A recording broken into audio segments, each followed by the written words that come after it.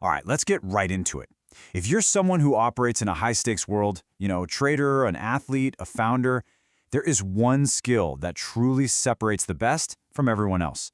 And that skill is equanimity. It's that ability to stay cool, calm, and clear when the pressure is absolutely cranking. But what does that actually mean? Most people get this totally wrong. They hear the word equanimity and they picture some kind of emotionless robot, a real Vulcan. But this quote right here, it just nails it. This isn't about feeling less, not at all. It's about mastering the things you feel. And this really gets to the heart of it. The big mistake is thinking you need to become this stone carving, just suppressing every emotional signal you get.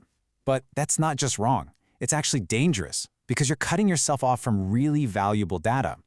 The reality, the goal, is to have an even mind. A mind that can feel the full sting of a loss or the pure thrill of a win, but it doesn't get knocked over by it. It's like bamboo, right?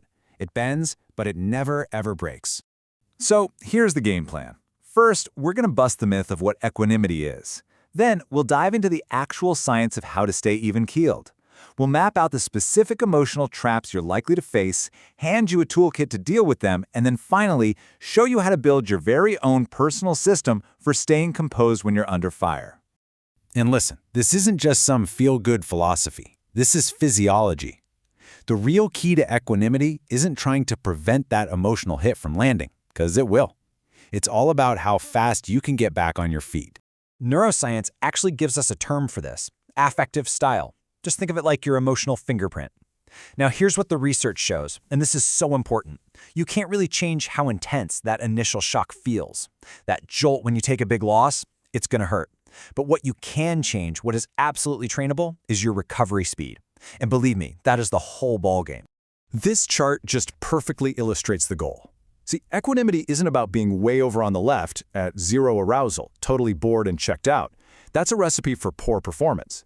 And it's definitely not about being on the far right, completely wired with anxiety or euphoria. Performance tanks there too. No, equanimity is the active job of keeping yourself right in that sweet spot in the middle, that optimal zone of moderate arousal where you're sharp, you're engaged, and you're doing your absolute best work. So let's just make this crystal clear. Your training target, the thing you need to focus on, is simple and it's measurable. It's not about preventing the storm. It's about becoming a better sailor. The goal is to slash your recovery time from emotional hits, to take it from minutes all the way down to seconds. Okay, so if recovery is the goal, what exactly are we recovering from? I mean, before you can regulate your emotions, you have to know what you're up against, right? You need a map of your own personal emotional minefield. So let's name some of these monsters you'll face when the pressure's on. We'll use a really potent example from trading, but as we go, I want you to think about what the equivalent shock event is in your own world. Let's focus on one of the most lethal moments for a trader. It's called the stop-hit shock. This is that raw, visceral gut punch feeling when your stop-loss gets triggered. And this is not a metaphor. It is a genuine neurological event. So why is this one moment so incredibly critical? Because those 30 seconds right after the loss, that's where careers go to die. It's a window of time where your cortisol is spiking, the logical part of your brain goes offline, and you are completely vulnerable to making terrible decisions, like revenge trading. So how do you survive it? It's not about willpower. It's about having a pre-planned protocol. This 5-step sequence creates a structural barrier, a firewall between that emotional shock and your next move. You acknowledge it out loud. You use your breath to calm your nervous system. You physically get away from the trigger. You write it down to process it, and you only come back when you are genuinely, truly ready. Okay, so we've mapped out the danger zone. Now it's time to stock your toolkit. These are the real, practical, actionable techniques you can use to manage your emotional state in the moment, in real time. We're going to start with Tier 1, tools that work directly on your body's nervous system. Think of these as your emotional first responders. They are fast, they are reliable, and they work in seconds. And the simplest, most powerful tool of all is the extended exhale. The mechanism here is just pure physiology. When you inhale, your heart rate speeds up. When you exhale, it slows down. So by making your exhale twice as long as your inhale, you are deliberately hijacking your own nervous system and activating your body's rest and digest mode. You can do this anywhere, at any time, and nobody will even have a clue.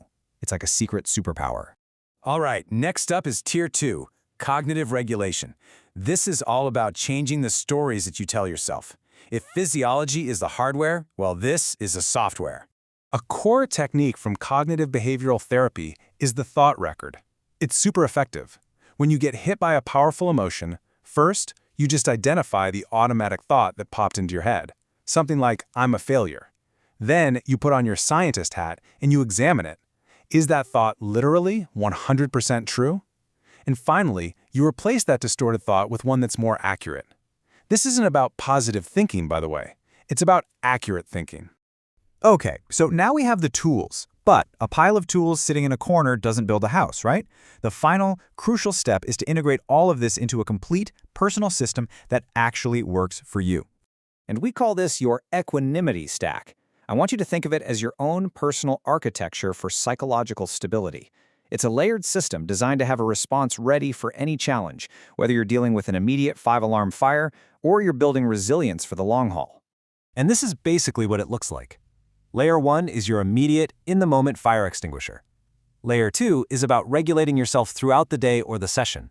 Layer 3 makes sure you recover properly between those high-stress periods.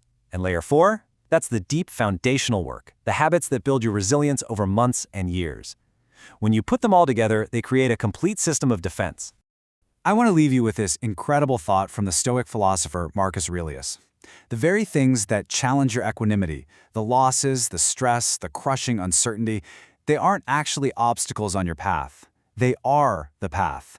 The very same fire that threatens to burn you down is the fire that can forge you into something stronger. So the real question is, what will you build?